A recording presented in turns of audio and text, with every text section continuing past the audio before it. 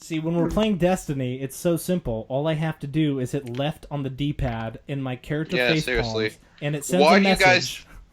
Why do you guys think I have that like permanently equipped whenever I'm playing with you jackasses? I have never taken it off. I bought that one emote specifically to play with Groot and with Greg and with... Hey. Now, see, I bought a few emotes, but that emote is like the best go-to that is ever in the game that I have. So I've like bought every single emote.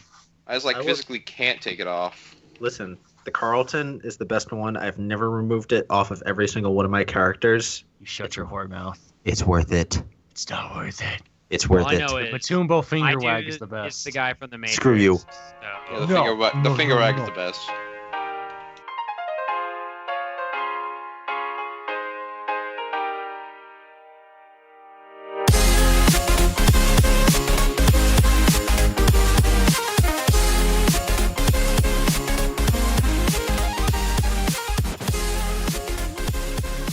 Ladies, gentlemen, children of all ages, welcome to the Super Fun Podcast.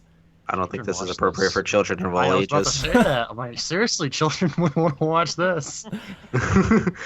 I mean, ideally, I know you guys are not gonna, you're gonna cuss. You're gonna evoke the name of cacti in very inappropriate places. I get that. But, maybe we try and not go all to the extreme where kids are going to have nightmares if a kid happens to stumble upon the podcast. You think he's going to be able to do that? I'm not going to be able to do that. Time will tell. You think he's going to be able to do that? So, Rise of Iron has launched this week. Actually, technically last week, because we're recording on a Tuesday, and it launched last Tuesday. 7 days of Rise of we're Iron. such lazy assholes that we record this late. Also, that was a raid. Out there. I was ready to raid. Also, that was a raid. So I guess that's a better explanation. So we got a full crew today, and in fact, if you've been listening for a while, you're gonna notice there's a lot more voices. It's gonna be a bit chaotic. I do ask for your forgiveness in that. We got a lot of people here who love this game, have been playing it a lot, and really want to talk about it. So let's introduce everybody. First of all, how are you doing, Groot? I'm doing absolutely fantastic. It's been a great day so far, and I'm really enjoying it. How are you doing, Greg? I'm doing fantastical, Aru, my friend. Very well. Rise of Iron's been pretty fun, so yeah, I'm pretty hyped. Still, even though it's been out a week. How about you, Chaos? Oh, I'm doing pretty good. I am so happy. We waited this update for the longest, I guess. I think we hype it up. All of us did.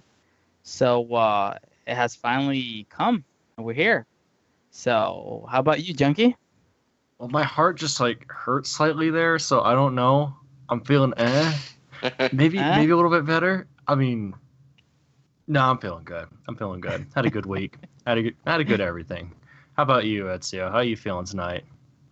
Throwing Thorn against a wall because I don't know what the fuck's going on with it. Never agree more. Alrighty then. Oh, that's awesome. All right, so we're eventually going to get to Thorn. First of all, nailed it, guys. Second of all, what are your overall impressions on the Rise of Iron as a whole? Ooh. I'm going to go last. New game. It's a new game, and it's amazing. Can I say something? I've been waiting for a Destiny expansion to catch my eye, a lot, and I thought the Taken King was that, but then, the content just kind of dragged out. It was just dragging. There wasn't enough to do. But, with this, I understand people are, already 385, but I've been, with Taken King, I rushed into things.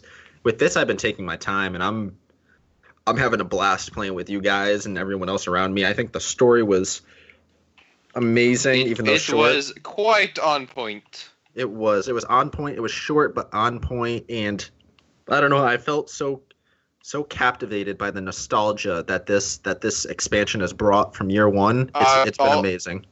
All you need to say is Galley Quest, and I think you're good. Not even that. The Kvostov quest, the ending of the Kvostov quest. I'm not going to ruin it for anybody, but that was my favorite. It was phenomenal. It was phenomenal. When Saladin calls you young wolf, sploosh. By the way, just to warn everybody, I think Groot lost it. Yeah, there may be some spoilers inside of this. Maybe some spoilers. I There's think going to be everything spoilers. is spoiler. There's gonna be spoilers. So if you don't want spoilers, don't listen. Well, we'll Listen make a mark anyways. for it. Well, But, mute the video and just let it play. For those people, We thank need you for that. listening. This has been the 25th episode of Super Fun Podcast. Thank you. Yep, see you guys later. I Well, swear he does. I wanna- does this every single time. He does this every time, and I'm gonna facepalm 20 times for the times that he's done it. I You can't don't see have the your face, emote so- on though. You don't have the emote on though. All right. Well, I'm gonna give my opinion Go ahead. of the Rise of Iron. So, woke up right when it was dropped, like about 30 minutes before it dropped. Got on there. Why is it even called Rise of Iron? I'm pretty sure we should be calling it Rise of Taper because that's really what it is. If you know what I'm saying. Servers were so cold. So It let me was just say, so I was bad. logged into the game beforehand. So was my friend. I'm He sorry to stayed- interrupt, Greg. Greg. Let me just ask something. Who here was there when it like initially dropped and all that Hi. bullshit happened? Was up for 2 hours waiting. Hi. I was Same. too. I was in that Yeah, party. yeah, yesterday. Junkie. Me and you were on the same party where you were experiencing that nightmare. I was sleeping like a smart person. Me too. You He's Okay, normal. so- weirdos. Okay, go ahead. As I was saying, I was logged in. Buddy was as well. He for some reason I got kicked to orbit before it dropped. So I had to wait for 2 hours. He got to start it right away because it didn't pull him out. Because Bungie said if you stayed in the game, you would be fine. And he was. So I was sad. But other than that, other than the 2 hours of nonsensical craziness that is getting to 33 in the queue and then getting kicked back to 100 plus thousand, well, it was fun. I logged in. The story was phenomenal. Best one they've made in my opinion. Basically, was just grinding, trying to get ready for the raid. Got Galley, Vostok, everything, like a lot of the stuff the first day. Like it was a blast. Probably went through it a little too quickly, but then again I didn't because I was ready for the raid, which for some reason dropped higher light than everybody thought it was going to be. So, but By full 10 we'll talk levels. about full 5 levels actually, but we'll get to all that later. But all in all, I had a blast playing it. It was phenomenal. I have had a blast this past week. So yeah. This I gotta actually gives say- me. Actually, you go ahead. I Kevin. gotta say, man, oh man, Taken King was to step in the water with one foot, their left foot, and then they brought in the dominant foot on this expansion. Storytelling, man, we went from there's a cell from the prison of elders. I wonder where that leads to young wolf. This story has evolved so much, and it just makes you feel amazing. It makes you feel like you're actually part of the Destiny universe. I do want to And- point out. I'm sorry. I just want to point out. Our Guardian has been suspiciously quiet since Vanilla. True, I don't know where that voice actor went, but I'm not sure. Yeah, seriously. Though I really Ghost- expect. I Ghost really has done better. expected our Guardian to talk, when Saladin was directly talking to him. It's like, Well, But here's no, the just story. turned around and ran away. Maybe Like, okay. maybe the stranger took our voice away with us because she captivated us in that ending of year 1. I have Yeah, a thought. True. I have a thought on that actually. 9 out of 10 would do. Just saying. But yeah, it was an amazing expansion. So- Downright, probably my favorite expansion too. Regarding our characters' voices, and also this doubles up with my thought on the storytelling. I think one thing that I noticed is our character was suspiciously quiet, like you guys said, and I think it's because our character talking didn't really add anything to the cinematic universe. It didn't necessarily make the story better. And I think one thing they're really doubling down on is the feeling of how epic we feel playing through the game, becoming an Iron Lord.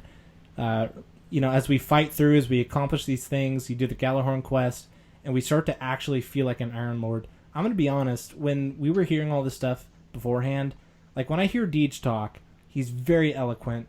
I freaking love Deej. I give him nothing but respect. But when I heard him talking about the storyline for Rise of Iron, how we're going to become Iron Lords, it felt hollow. It felt like, it feels like we're about to play a video game. I don't feel like I'm going to be immersed. But they nailed it. Me going into it being a skeptic about that particular aspect, I genuinely feel like so epic, so gnarly. Like, we were actually Iron Lords. We fought through it. We earned it. We redeemed Saladin's lost allies, and we're becoming the ones that will pick up the mantle and carry it forward. I was not expecting that. I didn't expect it to make me feel this way. The ending was completely surprising. I was like, holy crap. Whoa. I want to real fast. I want to say, in terms of the story, I feel like this raid felt more like an ending of the story, a little bit more so than the King's Fall raid did. Really? Yeah, I mean, yeah, King's Fall felt like it was the end of the story for that expansion, but this one just felt better as an ending. I would say it felt better as a raid. I'm saying story-wise, we don't exactly understand. I haven't read the entirety of the Grimoire cards yet, but we don't really understand. I'm kind of pushing Grimoire to the side for the moment. I'm just saying because, I don't know. It's just like a general feeling I had, because it feels like we're actually putting an end to Siva in that situation. Whereas the Taken are just kind of like whatever. Siva's still around though, is the thing. It's not completely gone. So I know. Can I add something? So here's the thing with the Taken King, it was you were chasing after killing something, eliminating a threat. While you're still doing that inside of Rise of Iron, there's something Rise of Iron includes that the Taken King hasn't, and that isn't an emotional attachment to your Guardian, which the Taken King didn't really have, quite honestly, because it was just shoot, kill, end this, run this errand, and blow this up. You know, that's basically what it was. With Rise of Iron, it's you were doing a purpose to carry on the Iron Lords of what they supported, what they were, and then you become one, and then you become just all this nostalgia that's going on with, referencing back to year one, the end of the Kvostov quest, bringing back all these guns from year one and rebuilding it. It's like, that's something that we haven't seen in an expansion yet. That's something that, because I said it 2 podcasts ago, we're going to be more involved inside of this story than we ever were in any of the stories so far, in any of the expansions. And that is mesmerizing, because we became so attached to our Ghost once again. We became so attached to the story of the Iron Lords, but at the same time, we're still trying to eliminate a threat that's this big, and it's great to have those two feelings going on at once and feeling like you're actually included and worth something, rather than just running these errands and blowing up this planet and moving on to the next, And I think one thing that's so powerful about that is with the Taken King, it honestly, from the marketing before Taken King and then the execution, it felt very two-dimensional, because it was like, hey, you killed Crota, daddy's pissed, big baddie coming in, and there was some three-dimensional stuff with what he was doing with the Taken, the Grimoire behind it. There's a lot of lore there, but in terms of the experience, it was very much big baddie, go kill big baddie, good job, you killed big baddie. Whereas with this, there's so much more. There's the loss and the devastation of Saladin recounting what happened with the Iron Lords before.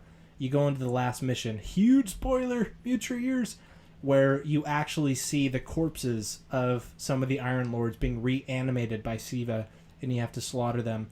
And then you go into the raid, and it's epic, and it's bigger than we understand, and we still don't really know what Siva is. And even though we defeat this boss, like Greg was saying, because I think what Greg was trying to hint at was this isn't the end of Siva. There's more to come, but at the same time, it feels more satisfying, not because we beat the big baddie, but because we made forward progress. We're actually rising to become the heroes that can actually defend the universe. And even though we haven't stopped all the threats, or even this threat completely, we've conquered something massive, and it doesn't feel as two-dimensional as Crota's dad's pissed, kill Crota's dad, game over. Can I? Here's what I think too is we experienced something that we haven't experienced since literally the first opening scene of Destiny, and that's bringing something back to life. Which, so far, of what we know, has been the only capability of doing that is our ghosts bringing us back to life. Now we see what Siva can do. It's not necessarily bringing something back to life versus controlling the armor and stuff like that in its own way. So that's kind of cool, I guess, to see something else that's capable of doing something like that, to see how powerful that technology is, or that species, whatever you want to call it. that creates a pretty big juxtaposition because the Traveler has been the only source of the ability to reanimate life that we've seen so far, creating the ghosts, which revived, people who became guardians. And I think this is the start of the story as a whole starting to express itself more complexly, because it's initially in vanilla, so much of it was framed as Guardians good, Traveler good, Darkness bad.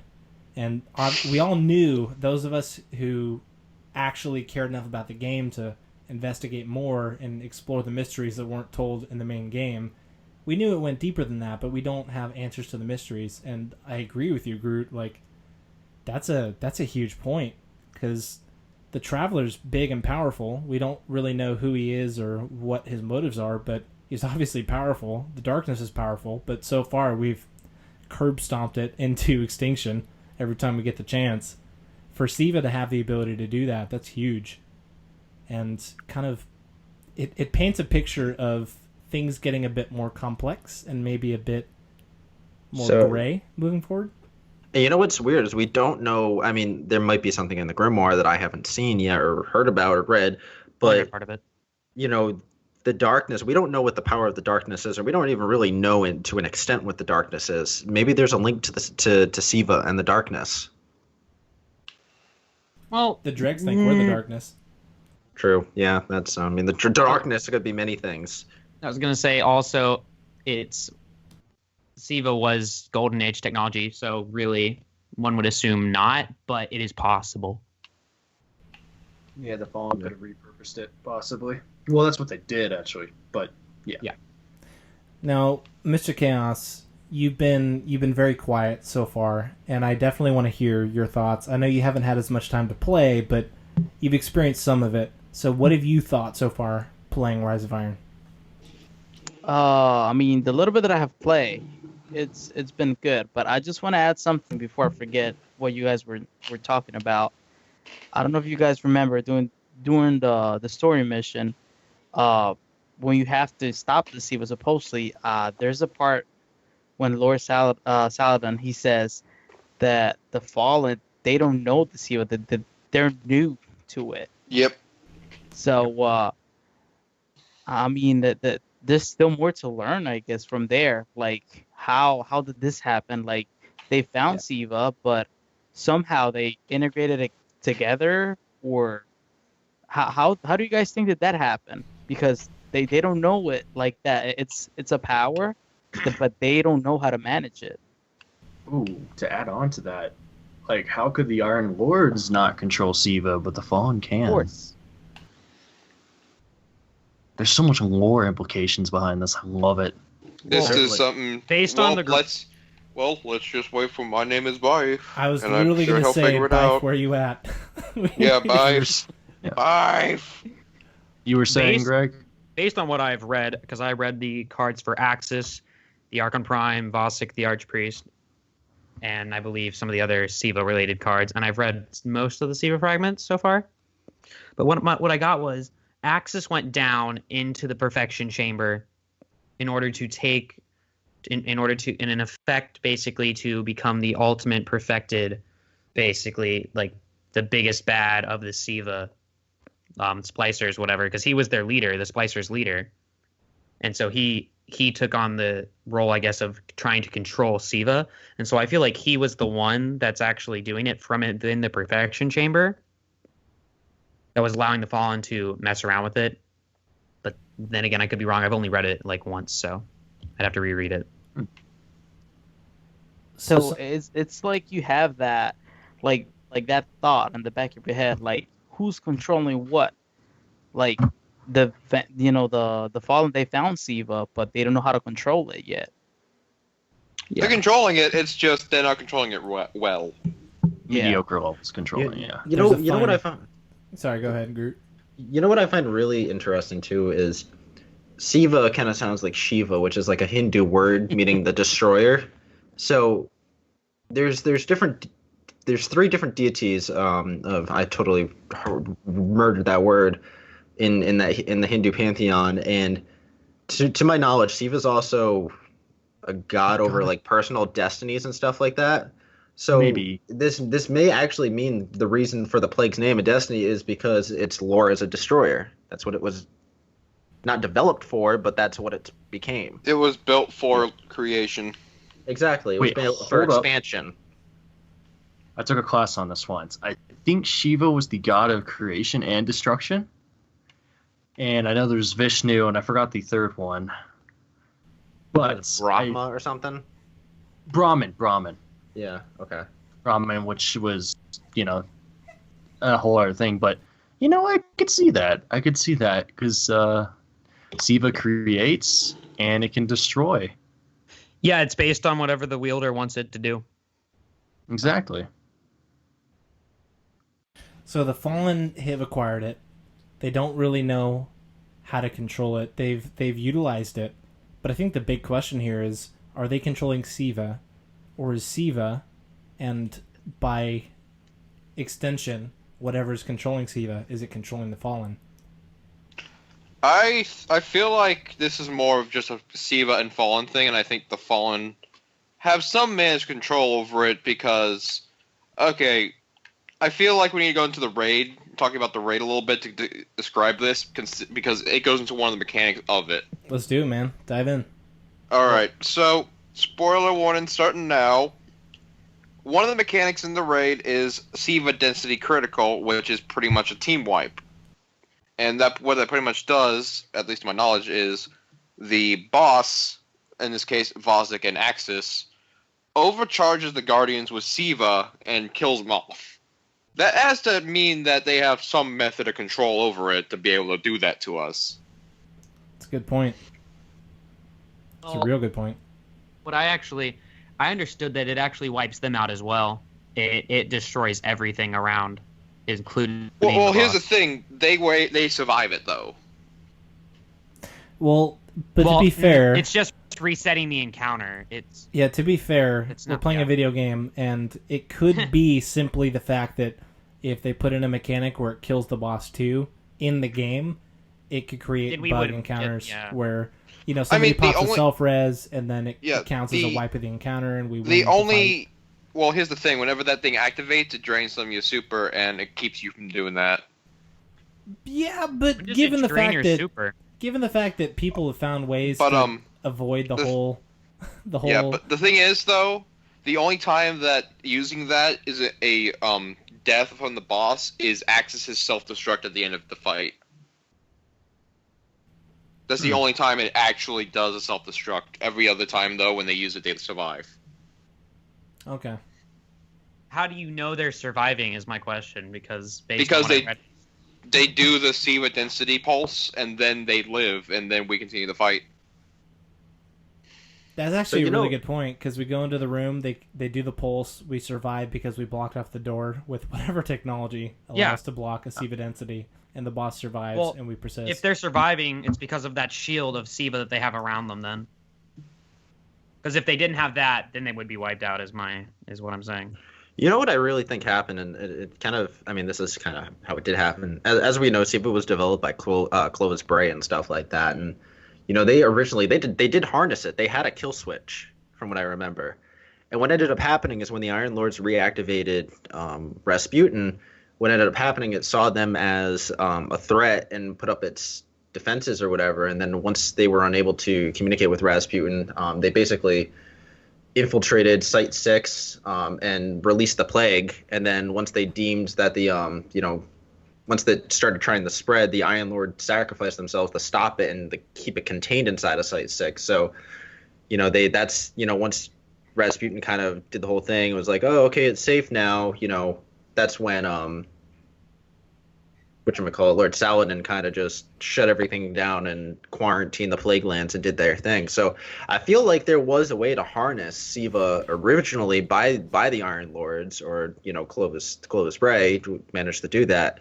And they were really good at what they do during the Golden Age, creating all these great technologies. So I feel like there was a way that they controlled it, but something ticked it off, like Rasputin or something. And then it was like, you know what? Screw the Guardian, or not screw the Guardian. Screw the Iron Lords. Whatever. Onto our next creators. Something like that. You know, I think there's a lot of unanswered questions, and part of it, us answering these questions, is going to be exploring the grimoire that has already come out, as well as the grimoire that has yet to come out. Part of it's going to be the hard mode and the challenge mode. There's still a lot for us to learn. Before we consume all of our time, there's so much to talk about with this DLC, and I think one thing that we've all been talking about and experiencing is some of the loot that's been dropping. There's a lot of new exotics that have come out. Oh yeah. So, rather than go down the list of every exotic that's been available, why don't you guys, what are some of the exotics you've found, and how have they been working for you? I got translucent steps on my warlock, and I don't care if someone says they're crap. They're pretty damn good.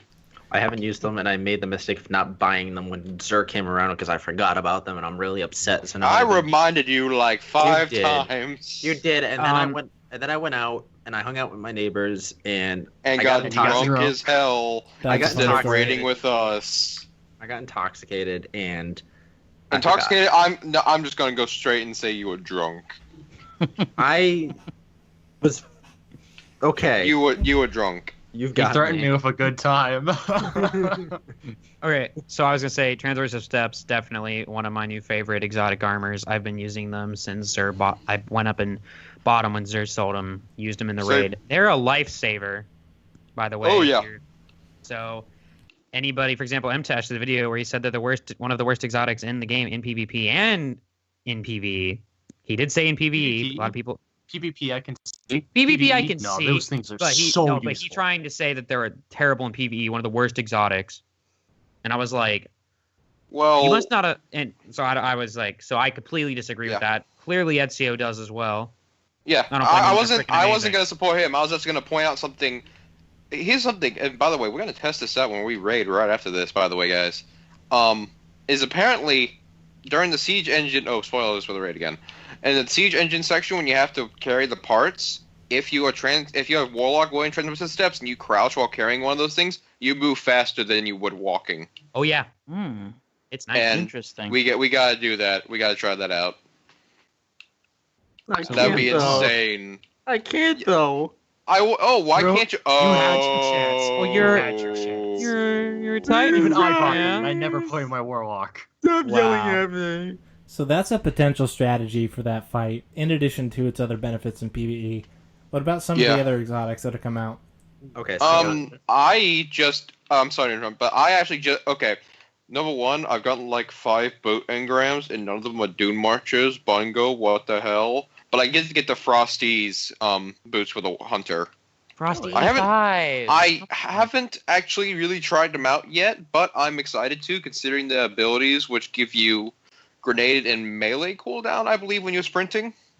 Can I actually talk about it? Because I was using them earlier today. Yeah, go for it. So I got on my buddy's account because I don't have him yet, but he did, and I wanted to test him. So I got the Fellwinter's artifact on his account because I was like, okay, Night Stalker, Fellwinter's artifact, Frost E5s. You can see where I'm going with this, yeah? Go into a pit and die, please. So I know exactly where you're going. My cooldown, holy mother of all things that are good in this game, it's a little broken. Oh. It's a little broken. It's actually a lot broken. I'm gonna blame that on the wombo combo. I'm gonna blame it on that. No, that's exactly what it is. You get double wombo combo, and it recharges like literally like. Boop. And if you combine it with the Raid Fusion Rifle, oh my god! Stop. Oh my god! You know so what? yeah, Okay. it was AP, fun. AP, take it out. Oh, Nope, don't let anyone hear that. nope. No one hear it. Nope. See, I here's want the thing. everyone to use it. Rise up and use the most overpowered build in frickin' the game at the We moment. already have bull crap happening in Crucible. You might as well run a Matador with that, and buy the vendor roll. And you know what? Let's just bring back how Vexman the class was in year 1 before it was nerfed. Let's just bring that back. Might as well. That's an effective strategy. I recommend Frosty E5 on Night Stalker. You guys want to talk about OP? I haven't used these yet, but these things are little heat-sinking missiles to begin with, and they frustrate the living hell out of me. Oh, Kickstarter. no. Shinobu's Vow. Improves No. Because skip grenades needed a buff, guys. I You was know just that. about to No, mention they that. didn't. I'm being No, sarcastic. I definitely I know don't you are. Let me It was tell it's you. they are just that bad. Let me tell you something. When I'm on a warlock who's not made for speed, okay? Not made for speed, and I hear right behind me chasing after me, you know what I'm doing? I'm puckering up my butt cheeks, and I'm walking out the front door off the map before those things catch me, okay? You can't run. You Hey, can't hey, run. hey! They gave him a second charge and even better tracking. Cause yay! My Cancer. jeez, why? I feel like it also like increases their range or something. I don't know. It does. feels definitely. like Sure. what the hell? It's retarded. That is You know- dumb. That is so dumb. Not even Going on nothing, to- man. Not even freaking whatchamacallit. Nothing. Oh yeah, they completely beat Nothing Manacles in my opinion. For Scatter sure. grenades do not track that well, as skip No. grenades already do. Pre Yeah. these But gauntlets. going on to the Titan section, I got the Thagomizers. Oh, those I are want fun. those. I've used them. I They're want pretty those. fantastic. Man, Tell us more, they- Junkie. These are like some weird spiky looking gauntlets, but they look aesthetically just amazing. You get 2 charges of melee, and if you're playing in a striker subclass, you get the amplify node given to you for free. So actually, this is super useful in PvE and PvP.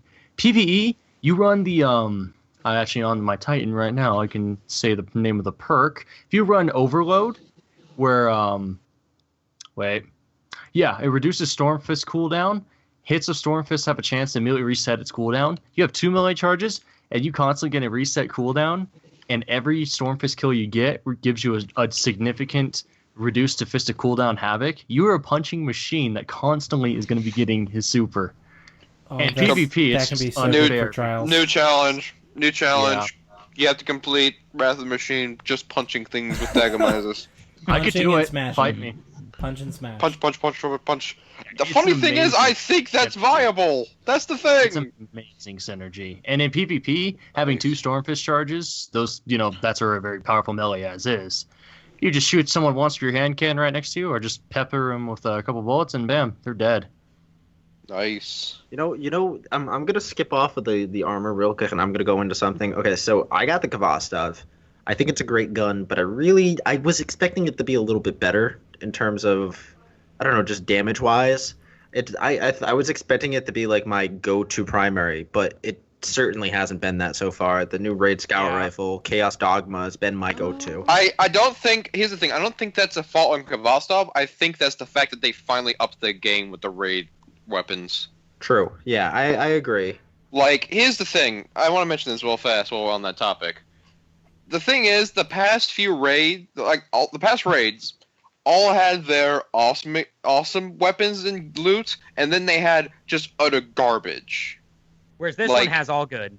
Yeah, literally every single one of the weapons and armor Well, in and this raid are Can I say good. the reason why? Can I say the reason why? Sure. Because Grimoire-wise, lore-wise, Siva takes a weapon. That's why you see gunsmith weapons being taken. It takes those and it perfects them. And as you Yep. see, as you upgrade them, the Siva. little dents in it and little cracks or holes in the weapon get filled with Siva. The scopes change. It's perfected them into these monstrosities of a weapon. That's why it takes an Omelon Cositus, turns it into this beast that can freaking Why is have this 40 stability still 40 shit, plus round. though? So here's It's really not, though. it's not. If you run extended mag, stability. I prefer small bore just for that. Like, pretty much, it gives me a sniper rifle in my primary slot. Okay, so here's the counterpoint. So that's the lore reason. In terms of their development cycle, with Vault of Glass, that was the pinnacle of Destiny content, and they made the Oh, yeah. best guns in the game. Every single gun from the Vault of Glass was Bound verdict. freaking amazing. All the primaries had elemental burns. Every gun had god rolls, and god rolls beyond what any of the legendaries could compete with, and most of the exotics. And they realized that they didn't want the game to be played in such a way that if you weren't using the raid weapons, you were at a severe disadvantage. So I think the other raids with the Crota's End And with King's Fall, they faltered in the opposite direction, where it's like, okay, we got some guns that are pretty good as they stand, not necessarily god tier, but they're solid. The heavy machine gun, Combs Terminus, that was really good. That was dominant for a while. The pulse rifle, that was a great PvP weapon for a while, good PvE. But everything else, I guess the sniper actually was really good too. The scout rifle was good too. The auto rifle, every though. weapon was pretty. Atheon's epilogue was. Don't you it guys wasn't remember- amazing, I'm talking but it about. was I'm still talking good. about. I'm not talking about Atheon's epilogue. I'm talking about the King's Fall one. See, it's not bad though. That's the thing. If you But can the handle point its is- stability, it does. Yeah, well. you just have to really control it. The point is, they went from a place where the raid weapons were the best in the game to where they wanted to dial it down to where they can be good, and some of them are pretty good. Not necessarily the best in the game, but they're solid. They're really good. And they've been scaling down ever since, and they've realized the Till reaction now. of the community is like, we're doing the raid, this is endgame content, we want the loot. If the loot sucks, why are we grinding the raid to get the loot if the loot sucks? 'Cause it's fun, man. But the thing is, you mentioned, Greg, that it's Siva perfected. But the thing is, I love the fact that they didn't just make them overpowered. They didn't make them Vault of Glass weapons. But Oh, they no, doubled they're not down broken. on specific things. Like the scout rifle is a beast. It is amazing. But it's not the best choice in every situation. It is phenomenal in the situations where it excels. But then you got the auto rifle, which, like, the scout rifle is a boss slayer. And it does so many things so well. But the auto rifle is better for trash mobs. You've got more ammo in the clip. It's got more stability. It's easier to control in short to mid-range engagements. It's got that Firefly perk if you're ranged in or scoped in. They took the fact Fire. that So it's even more effective because it doubles down on specific perks, but it enhances the fact that it's intended to be utilized based on a situation, because they don't want it to be where what do I do here? Fatebringer. That's the solution to all problems. Fatebringer So- or Vision of Confluence. So you're saying when I get that auto rifle, I should always use it on the Des Zamboni part? Exactly. that's not what I the do. scout rifle or the sniper. Get the sniper rifle. No, for I'm that, saying let's kill all the frame rates. Oh, absolutely. you Let's get little shit. booted from the game because of the Firefly glitch. That's the dream. Let's just have 6 of them. Let's go overkill if we're gonna do it. Each weapon does serve a purpose. Like, if you want to go as fast as Sonic for about 4 seconds, the shotgun is just the best. Oh yeah. Oh yeah. I love it. I actually have one. I've upgraded it. I still haven't tested it. I've been Yeah, wanting I got to it take You again need today. to. You need to.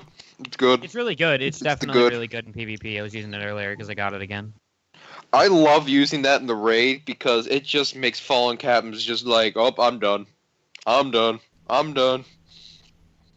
You know, we're talking about weapons, and I have to ask because Ezio, you brought up the Thorn earlier, and you got it today. You played with it a little bit. I know, Ezio, you have some opinions on it. Greg, you have some opinions on it. Let's talk about Thorn. What do you think? All right. Oh. Let me quickly explain. Actually, Junkie, would you like to go first because mine's a bit winded? Okay, yeah, I'll go first. It's from its nerf a couple months ago to where it ticked for 2 damage. It was still a top contender. It prevented you from healing. It gave you the location of your enemy. It was still really solid, and people used it in sweats, and well, they're now I think 2v2s and such, or even more on. It's still really top. It's really good hand cannon. It just suffers from the mentality is it's nerfed, it's terrible, don't touch it. When in reality, it's still a solid gun. It's not as good as it used to be, and it shouldn't be as good as it used to be because that was borderline. Well, it was wasn't overpowered. borderline, it was OP. overpowered. Yeah, it was overpowered. It was pretty much the king of PvP. I Remember was the one- freaking statistics they That showed and off? Last word and Yeah. shotguns. No, I'm remembering those statistics, and it's like, here's everything at the bottom, here's last word like 20% above it, and then here's Thorn like 80% above that. Essentially, I was the guy when Thorn first came out in Crucible. I was like, guys, it doesn't need a buff. It can already 2 shots at the head. 6 rounds is It enough. needs- And they're No, like, when no, it it- first came out, it sucked. Oh yeah, Thorn just was absolute garbage when it Just first like came Juju. out, and then Just they like- buffed it, and then everyone was like, "Why did you do this? What have you Bungo, brought please. on us?" Literally the What rest did of you your life do? is cancer. Yeah, Unless you used it like I did. Hi, Okay, I'm that guy. I do want to quickly mention something with that. When I was using in Crucible, I think I made a lot of Guardians have PTSD flashbacks because a lot of them just panicked. I still do have PTSD flashbacks. Like I would hit them, and instead of them like retaliating, they'd be like running, like trying to get away, just like no, no, no, not again. running like children. So based on the But- fact that they nerfed the base range of the gun, what do you guys think of how Thorn stands now? Because you guys have talked about how it used to Let be me OP. quickly give a few stats on it. When it does 3 ticks of damage, if you have Market Devourer, and from what I saw on a Guardian in the Crucible, it did either 1 or 2 damage per tick. Yeah. It does it for 3. So for 3 ticks for 1 to 2 damage, and that's a Therefore, little that keeps the Guardian's shields down for a little bit.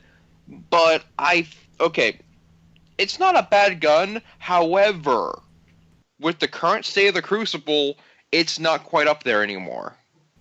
Correct. So in 1-to-1 engagements, you got the Finalis Peril, you got the IS Luna, you got the Palindrome for hand cannons, which are arguably the most competitive primaries right now for 1v1 engagements at close to mid-range. And I think the thing about the Thorn is it was the best in too many categories. It was best in 1v1s close to mid, it was best long range. It had too many things going for it, and they're trying to bring it into a range where it's effective in not only in its archetype, but it's not the best in its archetype, but it also has functionality beyond that. So if we take into account the fact that if you go 1v1 it like close to mid-range between a Thorn and a God-rolled IS Luna or a God-rolled Finalis Peril, I think the Finalis Peril should win. But given that, the fact that the Thorn has the ability to delay the recovery of that enemy character, and it gives you the ability to track their movement as you watch the ticks, do you think that it can be competitive based on the range nerf? With that in mind, if you play to that playstyle, can it be competitive? Let me Still keep in can mind, be. I played 1 game with it, and because of the weird place my KD is in, it was a sweaty match. So it could if you know what you're doing, but with all the weapons and playstyles out there currently, it's gonna be tough. It is. Quite honestly, like if I had it, I could tell you because quite honestly, I used to play a lot of Thorn during year 1. That was my go-to all the time until I came across the Last Word, and that's I used to wreck with Thorn even though it was pretty easy to do. The only thing with me is I never used to use the DOT to my advantage. I would pop the 3 headshots, be done with them, and then go. So once I get it, I can probably tell you if it's competitive or not because I used to play competitive with it all the time in trials. Let me make the argument really short. It doesn't win against shotguns. Well, the only thing that's going to win against Because- shotguns is backstepping and a sidearm right now, or fishing them out with a Last Word. grenade. Another shotgun and a fusion or another shotgun. True. Or- And that's what I'm fusion talking rifle. about. Fist Yeah. in their Fusion face. rifles are actually really, really good right now. I've tried I'll throw it out there. Let's not get into this. Let's not get into that rabbit trail. I have way too much bitching that I could do with that. Let's just stick with Rise of Iron. I know. Yeah, Ezio, I know we've been in conversations with you, and I know you've had issues with shotguns, and I'm gonna agree with you that they are pretty dominant right now, and especially when you go into playlists that are publicly spawned, where you got match-made opponents, shotguns tend to dominate, and especially if you play with people on your team that are randoms, you're gonna have a tough time. But I will say, in a one-on-one engagement, when it's just you see someone on the radar, and you can control the engagement. Like I'm picturing one of the new maps. I can't remember what it's called, but there's so many situations where you can predict what someone's going to do based on where you see them on the radar and how quickly they're advancing or whether they're sitting back. And I've had so much success with the Plan C just because shotgunning is really powerful, but people who shotgun tend to have that mentality where they think they have the advantage. They've got to close the distance. And given that, like, personally, I run a Golden Gun Hunter with Bones of AO, and having that ability to rocket backwards with a double-controlled double jump backwards, I use a fusion rifle, whether it's the Plan C or one of the new ones, and it's really easy to bait and intercept shotgun rushers, where shotgunning depends on either you rushing in or them being able to close the distance. And it's a mind game. You can bait them. You can control the engagement. And if they're sitting in a hallway and you can't get them to come out, you move around to a new position, you find a new vantage point. I really think that in not every playlist, there are some situations where, you know, they're going to have the advantage. But overall, there's a lot of ways to combat shotguns. Groot mentioned sidearms. Greg mentioned fusion rifles. Again, let's not get into this debate. Let's just move on before we run out of time. Let me just add something. It's not going to lead down a rabbit trail or anything, but I think recently a lot of players have been looking at it the wrong way, and I've been reading up on the whole shotgun thing lately, and it's been determined it's not even just the weapons that are the problem, it's the playlists, it's the maps that we've been recently getting. Snipers are meant for elimination and open door maps, and recently all we've gotten is close quarter game types and close quarter maps. I think if we really want to see more snipers used and less shotguns used, we have to start looking at the map structure rather than the guns. Because I don't want to see either of them used. I want to see primaries actually used. Well, they are used. That's the thing. Here's the thing: we have a problem with maps right now, and they've all been close quarters. And yeah, we do have old maps in rotation, but it's about time we get some maps that are a lot more open than what we're used to, rather than every single nook and cranny being a corner that we have to run around. You know, so that's why people are using shotguns to their advantage right now, is because of that map structure. If you go into elimination or trials, I've seen a lot more snipers used, than on the open maps rather than shotguns, which is good. But like I said, I don't want to go down that rabbit trail. I just wanted to make that point. Like, I think we should start looking at the map structure rather than just the weapons. I have one thought I really have to express before we move on. Because the reason that's true in trials is not because of the maps. It's because it's a playlist that puts such a high priority on your life. Because if you die, you put your entire team at a huge disadvantage. Yeah. That you play more cautiously. The reason people die to shotgunners is not because shotguns are OP. It's because you put yourself in a situation based on impatience that shotguns can overtake you. And you go into their domain. You put yourself in a shotgun advantage engagement to where they can kill you. Trials forces you to value your life. So snipers succeed because you can stay back, try and get a pick at a long distance, and if somebody closes in, you backpedal and you use your primary to try and clean them up.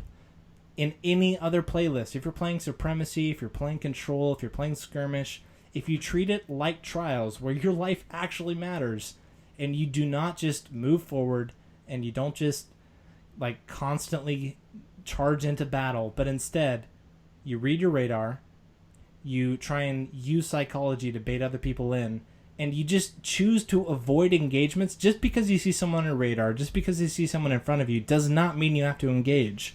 If you choose your engagements in a way that they are forced to compete on your terms rather than you going on their terms, you can beat shotgunners every single time, because it's all about engagement advantage. If you charge into a situation and you're in a hallway, you charged in. There's a shotgunner in the hallway. Well, they were on your radar. You charged in the hallway. If they didn't have a shotgun, you got an even bet. If they do, you're at a disadvantage. But if you see a hallway and you see a mark on your radar, instead of charging into the hallway, if you sit back and see if they push you, you suddenly have the advantage. You can snipe them as they come in. You can have a fusion rifle, keep pre-charging it, so if they charge in with a shotgun, you can burn them as they come in. It's all about controlling your engagements. And I really feel like a lot of people don't do that in the Crucible, especially when you're doing pubs. Yeah, he could seem like random spawn, but there's no way to confirm it, so... It's just Budgie, it's just Bungo pushing a button to give fanfare to the fans. Yeah, we don't know. We're gonna go in there, me and my buddies, later this week, and we're gonna be in there for a couple hours trying to figure stuff out. Well, let me put it this way. in terms of the secrets, because there's obviously are we going to call it the fifth monitor, the fourth monitor, whatever? You can call it the fifth if you want. I'm going to call it the fifth just to satisfy my own how I was going to approach this. So we got the monitor that nobody's figured out how to get to, and that's inside the big diamond in the server room before we go into the last boss fight. And before that room, we got Randall the Vandal in, I don't know, what would you call that room? Server Call farm. it the maze. So that's the server room. But- I guess the canister room's the next room. But Yeah. I think I agree with Ezio, based on what we know so far, that Randall is probably more of a tip of the hat to the community than it is the Yeah, solution to the puzzle. back in the beta with the overpowered Vandal. He's still However, exists. However, I do think that there is a secret to be unlocked. Now, my biggest question, and I hopped into Tefty's stream while he was trying to figure this out a few nights ago, and he spent like 6 hours in those two rooms Yeah. analyzing numbers, and it was a nightmare. There's this dude in the chat who's claiming that they had already solved it, and he was giving clues, and he was clearly a troll, and it was very chaotic and bad. But eventually, they didn't find the solution, and nobody yet has. And my biggest thing, what if, is it possible it's tied to hard mode or challenge mode, And or is I time would- gated? I could see it, but at the same time, the other 4 monitors are already available to grab, and you can already go down there to the room. It could be, but it's So compare it to previous things they've done. They've done a few puzzles, and I think if you look at the community, they're voracious. They're spending 6 hours straight in the raid digesting, and that's one streamer. In 2 rooms. You look at the Sleeper Simulant quest, and as soon as some details were revealed, people spent weeks freaking digesting that thing and exploring it and investigating it, creating theories, and it turned out to be time gated. Now, if you compare this puzzle to everything else Bungie's produced, they've produced more complex secrets. The things that they've hidden in the raid, the chests, and the fragments, it's definitely gotten more complex. But to take the jump that, with the degree of theories people have concocted so far, to say that the solution's actually more complex, or that it's outside of the reach of what people have explored so far, I think it's much more likely that we've gone to the depth of exploration that is the most probable, and the solution is actually, it's not available yet. That's my personal opinion. I hope I'm wrong. In fact, I'm still willing to investigate and go into the raid and try and find the solution. I'm just saying, this is a fear of mine. I'm afraid we're going super deep, and we're going to be really disappointed to find out, yeah, you can't get that chest till hard mode. Yeah, it's like so enticing, but it just makes you think. With all that new ARG going on, the most recent one that just came out with all the coding and stuff that I think Groot was even saying he was pretty good at. Yeah. It just makes me think. I'm like, there was obviously 5 numbers there. There was, I think, a 1, 2, 3, 4, 5 sequence, and then 5, 3, 2, 1. 5. It's one of those. yeah. I saw the sequences. I'm like, there's got to be something linked to the monitors in those. But I feel like maybe something again linked to the light puzzle. I think it's related to the numbers around the room that the actual Yeah. monitor is in, because there's That's numbers true. with the cylinders, and I feel like it has something to do with it all. But Stand on certain cylinders and such. yeah, and in it, it was doing an order based on that. So that's what me and my buddy Rash were going to be doing. So I'm gonna give it like 4 days. If nothing's found by then, I'm like, maybe I'll concede it to hard mode. yeah, I won't even try after that point. So, I have no idea. I have no idea how long we've been going on because I ain't looking at a clock. But I feel like it's time we actually talk about the raid. You know, actually, We don't. I think there's a lot of people that are talking about the raid, and we've kind of dived into specific aspects, and I think there's enough people that people primarily go to hear the general details about raids that's already been talked about enough. We went deeper in specific issues, and I do like that. And in fact, Ezio, your timing is very appropriate because we've reached the end of our time here. So I'm gonna say the one thing I want to talk about, and we ain't talking about it. we did that Well, we spent a lot of specifically time on just- shotguns, so you know it's whatever. Hey, that's Can your I- guys' fault. Can I add something real quick? Absolutely. I don't know if this was planned or not, but something was leaked on Bungie. That new vendor that's coming for the Iron Banner. Oh yeah, It's been in the Aphrodite. report card for a while. Yeah, they announced that months ago that Aphrodite, or that was leaked that she was going to be the vendor. It's pretty exciting stuff. Yeah, and I mean, I didn't know that, so I'm just like intrigued how. I mean, obviously she's just replacing Lord Saladin, but I just wonder like. She's alive? Yeah, like that. Like supposedly, all these guns they get a name after these guardians back in the day. They died, they sacrificed themselves. So how is she just coming back like that as a vendor to the? Can I add something? I don't think we know exactly why, but I think it has something to do with more or less like her somehow making it out of the siege of what was going on with Rasputin and the Siva, or she just didn't show up because we don't know if she was there for sure. That's true. From what I've been told, we don't know she was there. So Saladin probably thought like, hey, we got these thousands of Iron Lords going out here. She's probably in there somewhere, and this is probably going to catch us off guard. I will tell you though, if they bring her back, when they bring her back as an Iron Lord vendor, there better be some dang quest associated with her or some grimoire associated with her, so we get a backstory. At least a cutscene, something. At least, Yeah. definitely a cutscene. I need a cutscene for this. Saladin back talk. I but- need a cutscene. I But mean, this makes me think even more. Like, if she's coming back, I mean, there's any other like guardians? Any of the big ones like back in the day, like Jolders and this other people that was all the weapons they were named after. well, that's the thing. I mean, you got that cutscene where Yolder is closing the door and locking Siva behind and blowing the bomb, and Saladin's like, "No." When you There's get some kicked from a relationship. raid team. There's some relationship between the two of them, and if Aphrodite survived, who's also a girl, I mean, we have no explanation. We have. I no mean, clue. she threw Saladin at a fallen tank like a javelin. So Yeah. Oh, wait, no. I think Saladin threw Ifrit. Wait, was nope. it the other way around? Aphrodite threw Saladin. Oh my god, she's gonna have the muscle to move the helmet. That'd be strong. Man, that's That's why they the call plot it twist. Aphrodite's spear. That's the plot you gotta- twist. Aphrodite is Arnold Schwarzenegger, the governor. No, She walks on her arms. The plot twist. The plot twist is her sniper's so big she could fit people into it. Oh god. This is what it is. She's gonna be like 2'2". Her arms are gonna be like 10 feet long.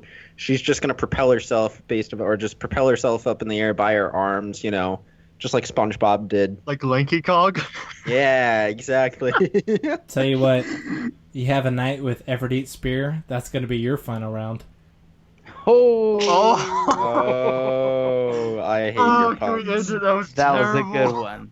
I hate your puns. Man, we're not gonna get any lower than that. So That's as low as it goes. So I think I'll I hammer have your to yell, say, dear. I have to say, ladies and gentlemen, this has been the 25th episode of the Super Fun Podcast. It's been ridiculous. It's been chaotic. It's been absolutely hectic. We've had a hectic week playing this game, and we're just as much in love with it as we have been, and I think we're falling more in love with it. in fact, the moment we get off of this, we're all gonna go raid again. That's 100% true. Literally, as soon as we end this call, I'm hopping on Destiny so we can do the raid again. But thank you for listening in. Check us out on Twitter at SuperFunPeople. I'm sorry, it's actually at SuperFunPeople because the is redundant and we don't need it. If you want to hang out with us, visit our website at www.superfunpeople.com and check out our Facebook page. I think you can guess what to search, and you'll find before us. you end that, Gabe, on a side note, I am going to be starting up a stream pretty soon for us. Yay! With the Good, Super man. Fun Gotta do- People? What? just got to do some name changing and some such. Yeah. I actually, I may have just thought of a name. Go But on. on that note, have a sexy night, San Diego. I mean, you can't just leave it like that. I You mean, can't just leave it. You gotta.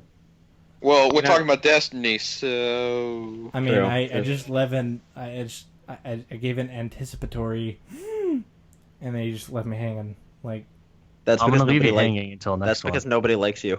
well, I mean, that's a given, clearly. Shut all up. right, goodbye everyone. Let's go raid now.